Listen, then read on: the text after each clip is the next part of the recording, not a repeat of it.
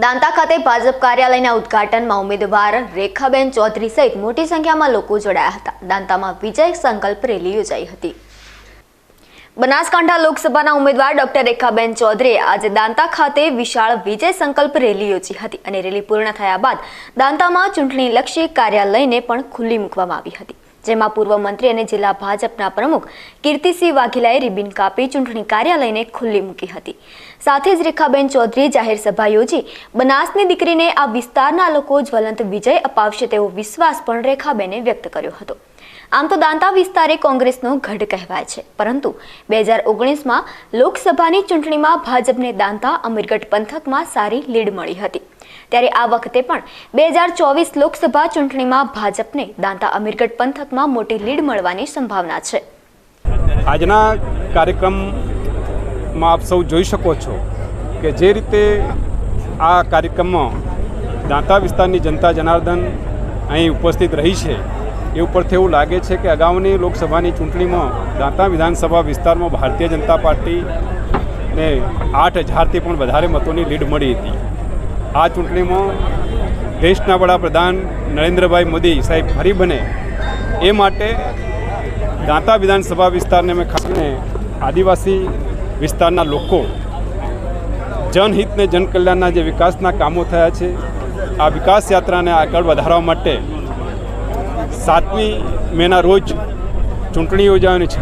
આ ચૂંટણીમાં ભારતીય જનતા પાર્ટી તરફી જંગી મતદાન કરી ભારતીય જનતા પાર્ટીને જલવંત વિજય બનાવશે।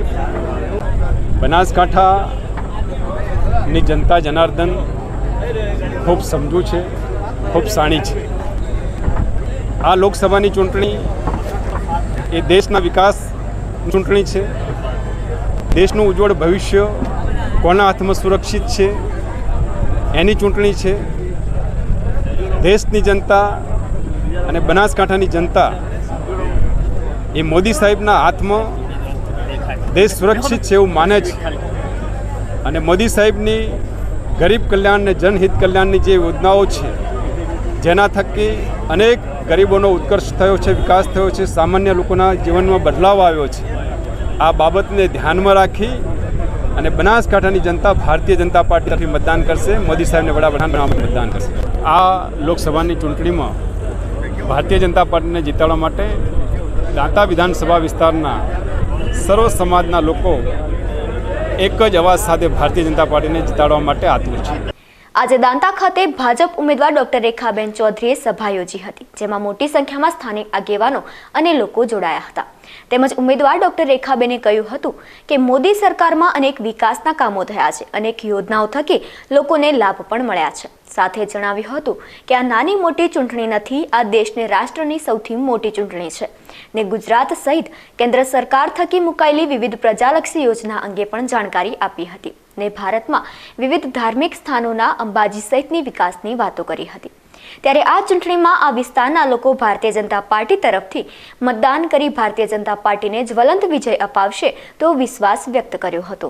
ગૌ માતાનું રક્ષણ કરનારી પાર્ટી છે અને અનેક કલ્યાણકારી યોજનાઓનો લાભ જન છેવાડાના જન સુધી પહોંચી રહ્યો છે। ઉજ્જવલા યોજના અંતર્ગત આપણી બહેનોને ધુમાડા મુક્ત રસોડું મળ્યું છે। નમો લક્ષ્મી યોજના અંતર્ગત આપણી દીકરી 9મું ધોરણથી 12મું ધોરણનો અભ્યાસ કરે ત્યાં સુધી સરકાર 50,000ની સહાય આપે છે। આવી અનેક કલ્યાણકારી યોજનાઓનું લિસ્ટ કરવા જઈએ તો દિવસ પણ ટૂંકો પડે, અને આ બધી યોજનાઓમાં જો કોઈ સૌથી મોટી યોજના છે તો તે છે પ્રધાનમંત્રી આયુષ્યમાન યોજના। આપણા પરિવારની કોઈ વ્યક્તિ જો બીમાર પડે તો આપણે કોઈની આગળ લાચાર ના થવું પડે, કોઈની આગળ હાથ ફેલાવવા ના પડે, અને બીમાર વ્યક્તિની બહુ આધુનિક સુવિધાઓવાળી VVIP હોસ્પિટલોમાં બહુ સારી સારવાર કરાવી શકીએ, અને સારવાર પૂરી થયા બાદ ઘરે આવવાના પણ સરકાર 300 રૂપિયા આપે છે। એટલે આ બધી જે જનકલ્યાણની યોજનાઓ છે એ થકી ભારતીય જનતા પાર્ટી લોકસેવાનું કામ કરે છે, અને મારે તો 36 કૌમના સમાજને સાથે લઈને ચાલવાનું છે। મોદી સાહેબનો જે મંત્ર છે સૌનો સાથ સૌનો વિકાસ, અને આ કોઈ નાની મોટી ચૂંટણી નથી, ગ્રામ પંચાયત, જિલ્લા કે વિધાનસભાની ચૂંટણી નથી, પણ આપણા રાષ્ટ્રની સૌથી મોટી ચૂંટણી છે, દેશની સૌથી મોટી લોકસભાની ચૂંટણી છે। અને મોદી સાહેબનો જે વિકાસ છે એની વિકાસ અવિરત ગતિ આગળ વધે એ માટે મોદી સાહેબને દેશના ત્રીજી વખત વડાપ્રધાન બનાવવા માટેની આ ચૂંટણી છે। એટલે આપણે મોદી સાહેબને ધ્યાનમાં રાખવાના છે. હું તો માત્ર એમના પ્રતિનિધિ તરીકે તમારી વચ્ચે આજે તમારી દીકરી તરીકે આશીર્વાદ લેવા માટે આવી છું અને મને વિશ્વાસ છે કે તમે બધા મારી સાથે રહેશો. મહેનત કરવો એ મારો સ્વભાવ છે, સેવા મારા સંસ્કારમાં છે. આપણા મોદી સાહેબનું સ્વપ્ન છે કે જેવું કાશી વિશ્વનાથનું કોરિડોર છે, જે ઉજ્જૈન મહાકાલેશ્વરનું કોરિડોર છે, એવું માં અંબાના ધામ અંબાજીમાં પણ ભવ્ય કોરિડોર બને એ માટે હું જરૂરથી પ્રયત્નશીલ રહીશ અને સહયોગી બનીશ.